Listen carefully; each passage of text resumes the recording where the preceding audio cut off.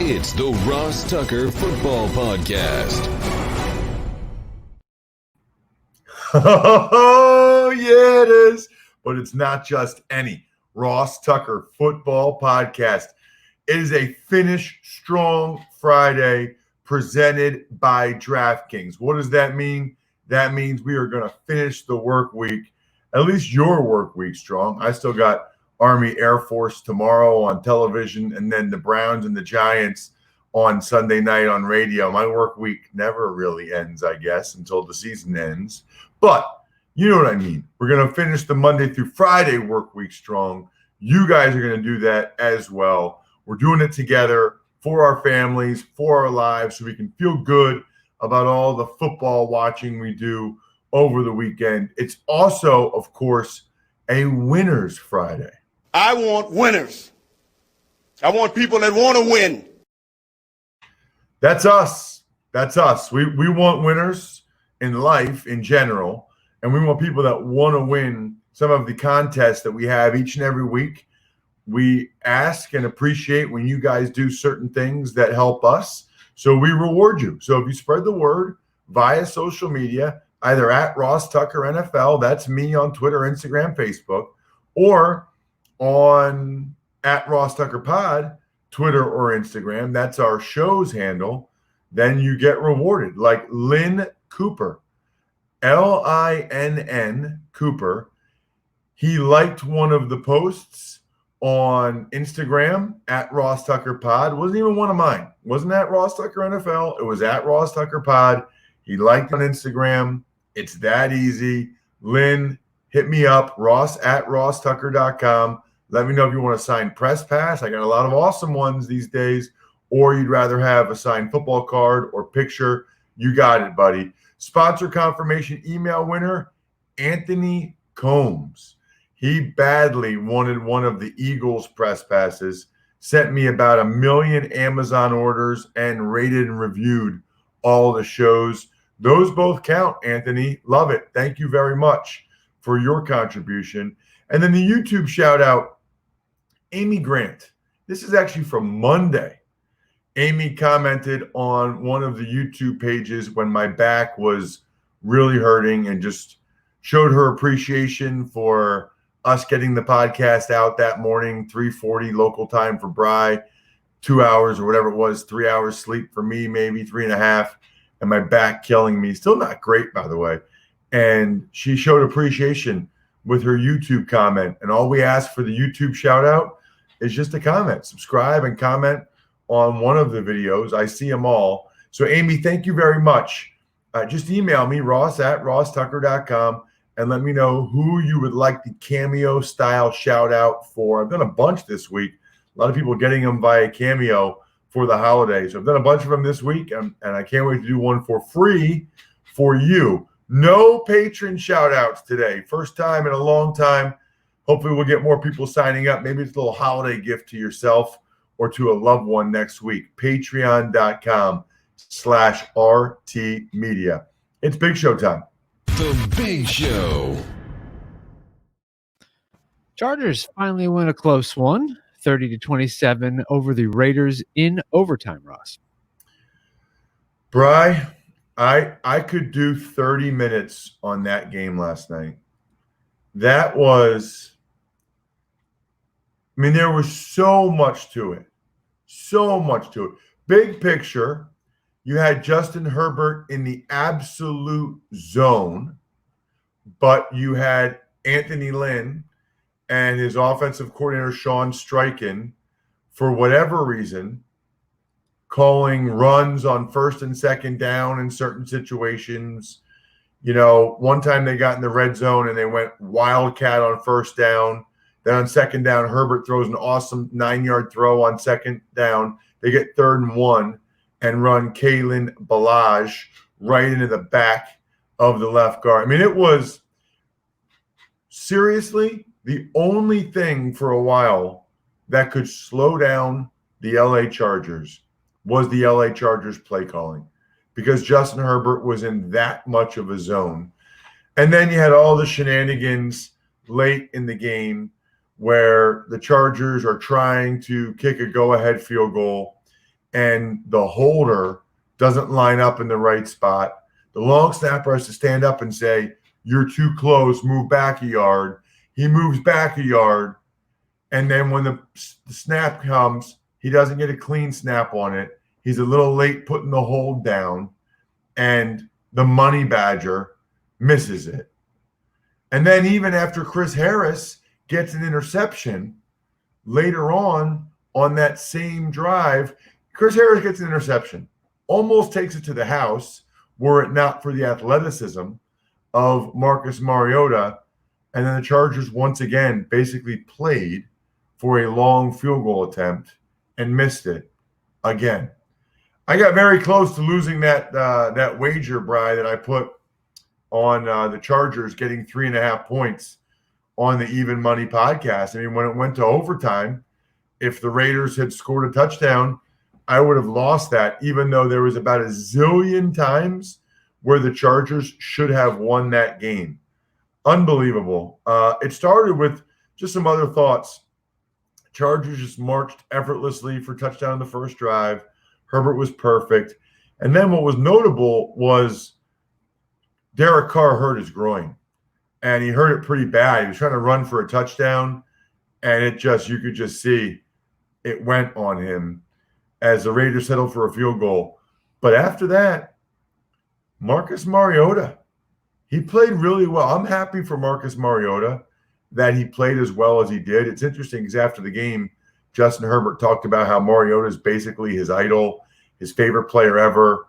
When he was in middle school and high school, Mariota was the starter for Oregon, and Herbert loved him. Kind of cool to be playing against him.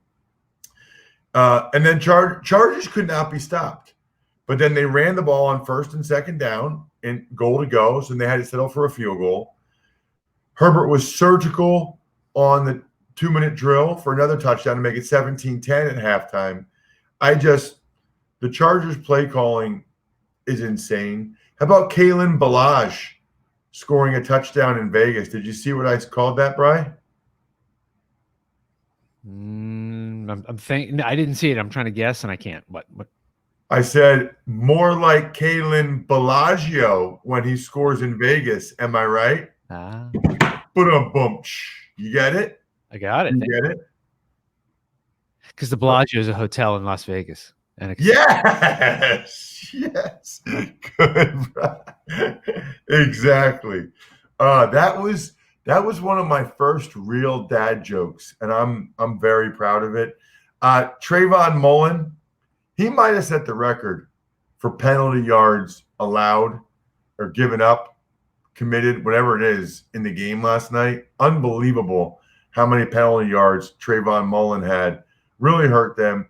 I just couldn't believe Marcus Mariota. I mean, the drive to tie it, Brian, he converted 2 4th downs. He might have run for both of them. No, maybe he threw for one of them. 2 3rd downs, overcame a penalty to make it 24-24.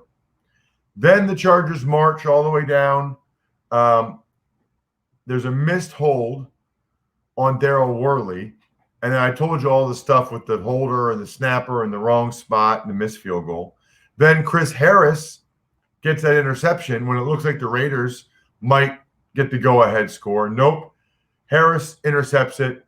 Chargers miss another field goal. We go to OT. Raiders move it all the way down the field. They can't score a touchdown. They kick a field goal. And Chargers, thankfully, go all the way down the field. Thankfully, I say, for my sanity and for the even money wager. And Herbert reaches the ball over the plane of the goal line for a touchdown. As I said, I could probably turn that light on. As I said on Twitter, even when the NFL games are bad these days, they're good. I mean, that game was bad, but it was good. They had this questionable helmet-to-helmet hit on Herbert, even though Hunter Renfrow got, his head decapitated earlier in the game. It was kind of a shy show, Bri, but ultimately Chargers get their second close win in a row. And the Raiders are kind of done, man. Raiders are kind of done as a playoff team.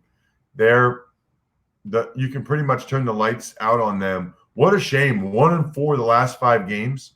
And the only game they won was the Greg Williams game that they really shouldn't have won anyway. So they showed some fight last night, but showing fight is not enough. Speaking of showing fight, you ever want to learn how to fight a little bit? Just kind of know how to punch.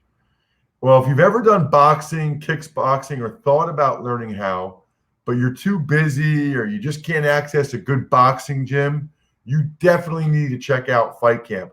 I'm telling you, I'm in a hotel at West Point, New York. There's nowhere to work out outside. There's nowhere the gym is closed. Whatever I do, I got to do in my room, which is why kickboxing is awesome, because it's total body. It's a total body workout. Fight Camp offers flexible financing for as low as 0% APR and $0 down. Right now, as a limited time holiday offer, get free shipping and a gift valued up to $109 with every Fight Camp package. Just go to joinfightcamp.com/Tucker.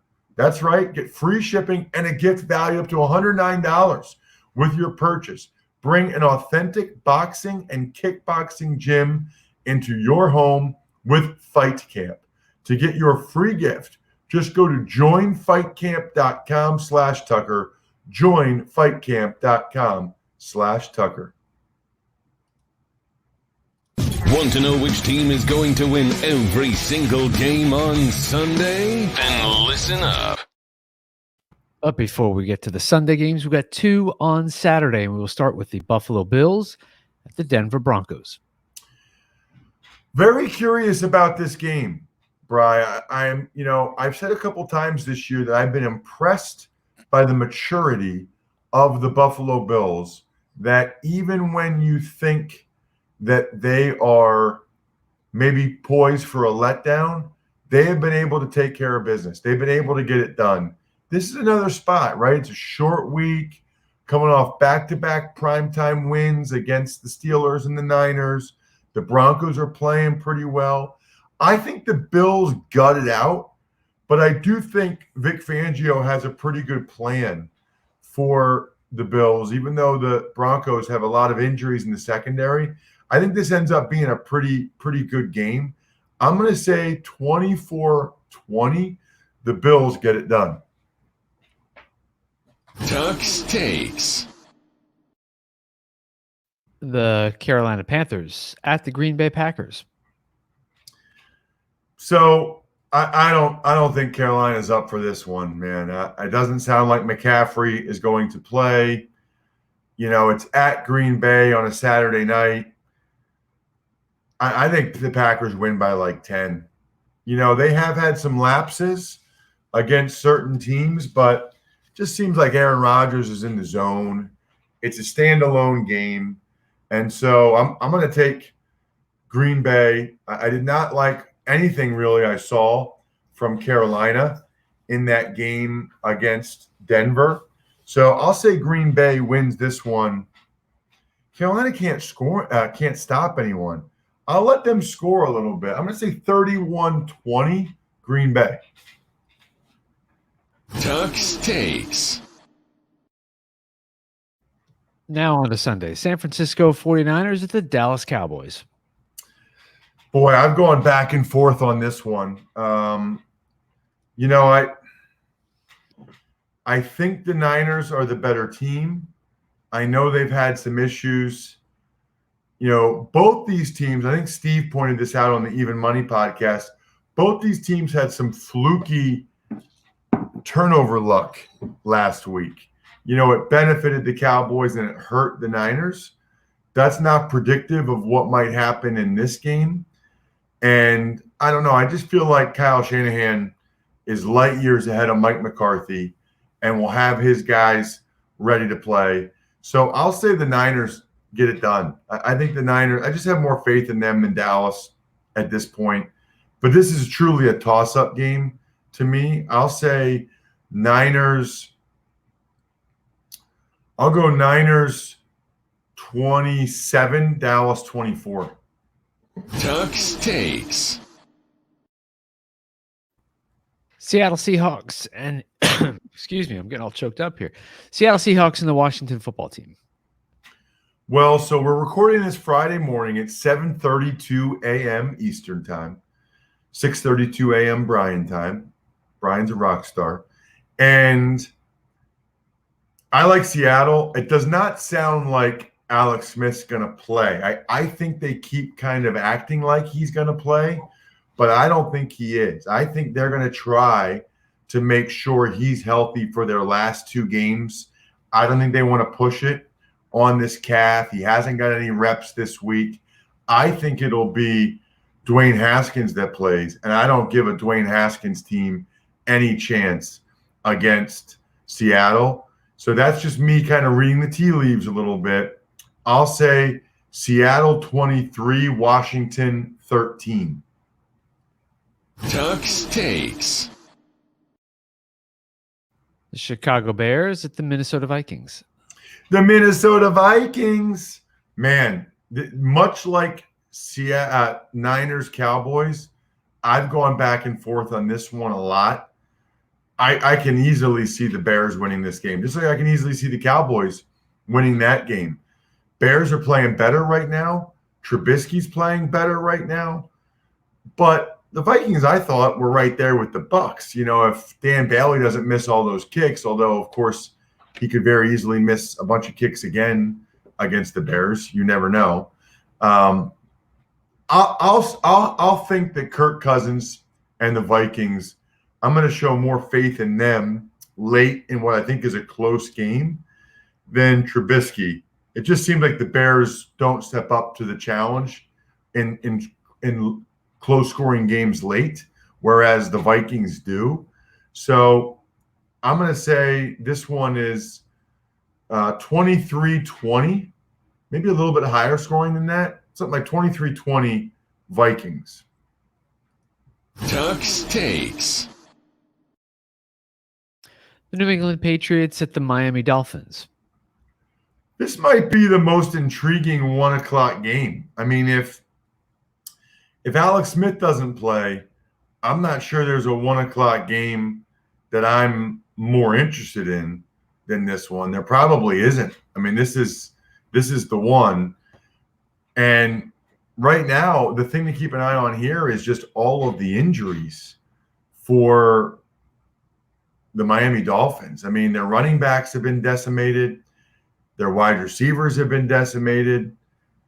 You really don't know who they're going to have out there. It sounds like the Patriots might have Edelman out there. This is a true toss-up game. It's a rookie quarterback against Belichick. I kind of think the Patriots win. I kind of think the Patriots win this one just because of how many guys. I don't even think Gesicki will play for the Dolphins. I don't even know who is playing for the Dolphins. Their running backs, receivers, and Gesicki are all banged up. I got to go Patriots. They've had extra time to prepare. They got to bounce back from that embarrassment against the LA Rams. Patriots 20, Dolphins 17, and the Patriots technically are an underdog, Brian. Ross's Underdog of the Week. Who let the dogs out? Tuck's takes. The Jacksonville Jags at the Baltimore Ravens. So I think the Ravens are a pretty good survivor pick, but something tells me this game is going to be close. The Ravens, it's like their third straight short week. They're coming off that Thrilla in Manila or Thrilla in Cleveland Monday night. And now they're playing a 1 o'clock game against the Jaguars. It just doesn't seem like a game that they would be operating at all cylinders on. Meanwhile, I think Gardner Minshew and the boys, I think Minshew's going to be fired up. He's trying to salvage his career here. So I think it's a close game, actually. I think it's a good game. Ravens ultimately win, but I think it's like 27-20, 27-23 maybe. I think the Jags give them a game. Tuck's takes. Tom Brady and the Bucks at Matt Ryan and the Falcons.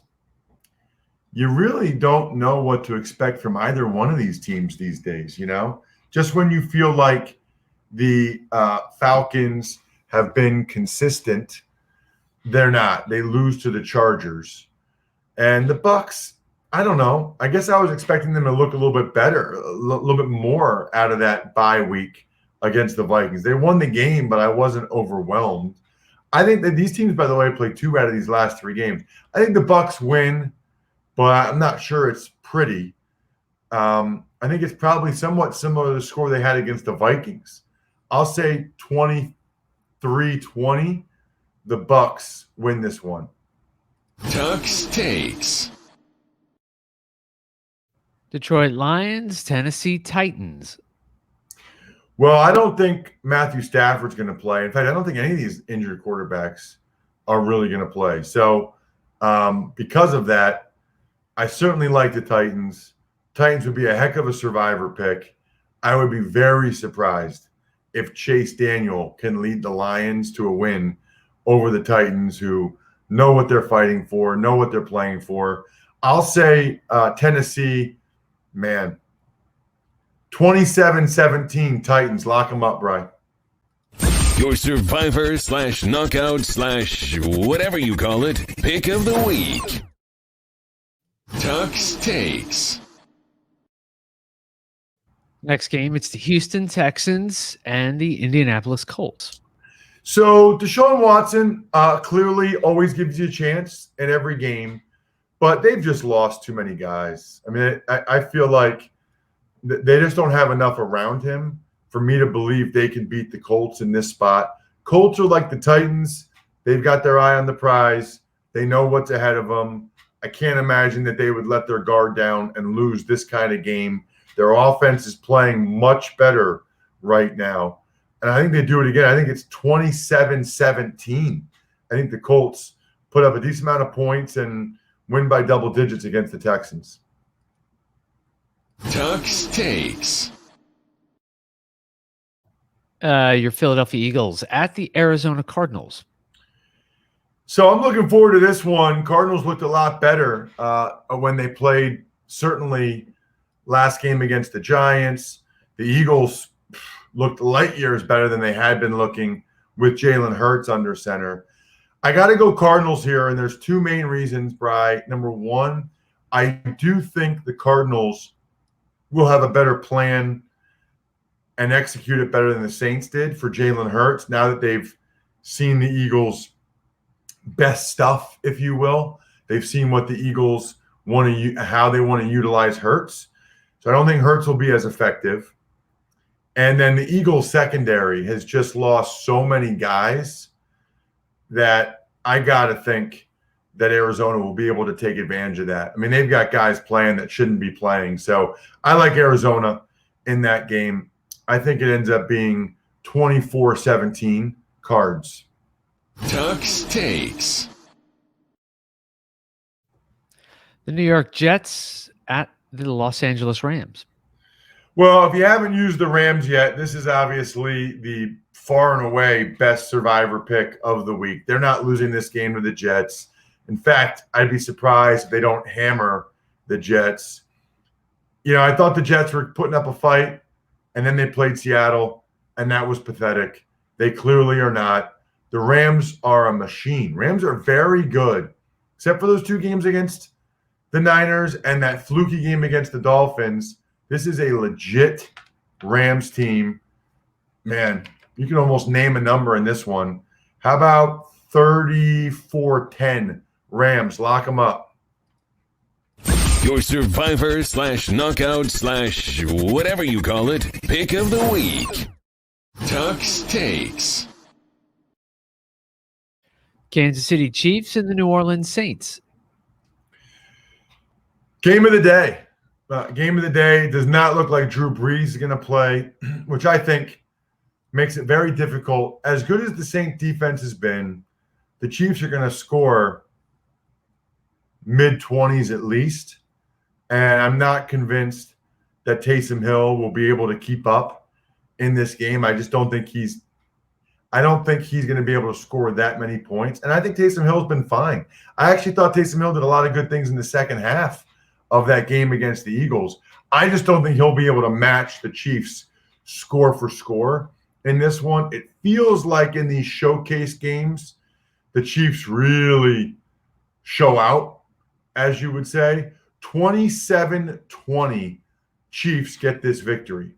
Tuck's Takes. Sunday Night Football, the Cleveland Browns and the New York Giants. And this, Bri, is our featured DraftKings game of the day. And there's a number of reasons why that is. Number one, I'll be there. I will be at MetLife calling the game for Westwood One. I do not think Daniel Jones is going to play. He's got both a hamstring injury and an ankle injury, although I think I said last week I didn't think he'd play, and he did, but he shouldn't have. It was a bad decision by Joe Judge, and it went a long way towards costing the Giants the game. I don't think he'll make that same mistake twice. I don't think he'll put Daniel Jones out there with a bulky hamstring and a sprained ankle.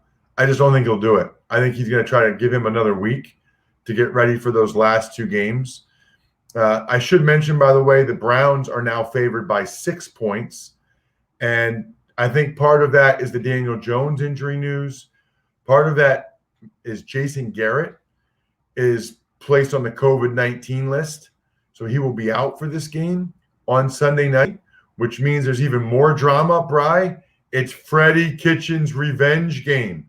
Freddie Kitchens will be the man, if you can say that about Freddie Kitchens. He'll be calling the plays for the Giants. So Freddie Kitchens' revenge game against the Browns. And the big news, I think, and why the line moved as well, Bri, is James Bradbury, who's had a terrific season, just outstanding for the Cleveland Browns. He has, for the Giants. He's on the COVID list, and that's a big loss.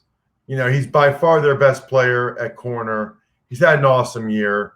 You're going against a red-hot Baker Mayfield in that Browns offense. That's just tough, really tough. So there's a lot going on in this game between me there and all the injuries and the COVID list and whatever. The total for the game is 44 points. I believe the Giants will try to stop the run, with Nick Chubb and Kareem Hunt. I think Baker Mayfield ends up having a pretty darn good game in this one. I'll take the Browns. Man, I just don't think the Giants are going to score very much either with Colt McCoy. I think the Browns win this one 24-13, 24-17, something like that. I think the Browns absolutely get it done. And it's good timing for them, fortuitous timing, and bad timing for the Giants with some of their issues. Tuck's Takes. Final game of the week, Monday Night Football, Pittsburgh Steelers, Cincinnati Bengals. Yeah, I might have said this on the Even Money podcast or elsewhere. I think the Steelers are going to destroy the Bengals. I don't think Brandon Allen is going to play, so it sounds like Ryan Finley will play. I don't think he's very good. I don't think he is going to score very many points at all. I think the Steelers are tired of people telling them how bad they are and how much they've stunk the last couple games and those 2 losses. They finally have a regular week. They finally can get ready. They're playing a bad opponent. I think they're going to take it out on the Bengals. I think it's going to be ugly on Monday night. And I think people are going to be calling for Zach Taylor to be fired after this game. I'm going to say 31-3 Steelers. And you can let the doggies out, Bri. This is probably your best survivor pick, this and the Rams, because the Steelers are going to murder the Bengals on Monday night. You say let the dogs out? Is that what I said? Yeah. No. I don't think you can do that. Logging up. Your survivor / knockout / whatever you call it, pick of the week. That'll do it, by the way, for a Finish Strong Friday, Picks Friday, Winners Friday edition of the Ross Tucker Football Podcast. Please, please, please, anything you guys can do to help spread the word via social media or take advantage of our awesome sponsors. There's a bunch of them on the sponsor page at RossTucker.com, or comment on our YouTube page or become a patron. Any of those things help us out a lot. We love our I Think We're Done Here member patrons, patreon.com/RT Media. That's Pizza Boy Brewing, DynastyFreaks.com, Sporticulture, SteakhouseSports.com, Vision Comics with an X. You guys rating and reviewing on Apple Podcasts or wherever is awesome as well. Hopefully you guys, if you haven't yet, checked out some of the other shows this week. I think we're done here. Have a great weekend, everybody. Thanks for listening to the Ross Tucker Football Podcast. Make sure to also subscribe to the Fantasy Feast, Even Money, Business of Sports, and College Draft. All available at Apple Podcasts, RossTucker.com, or wherever podcasts can be found.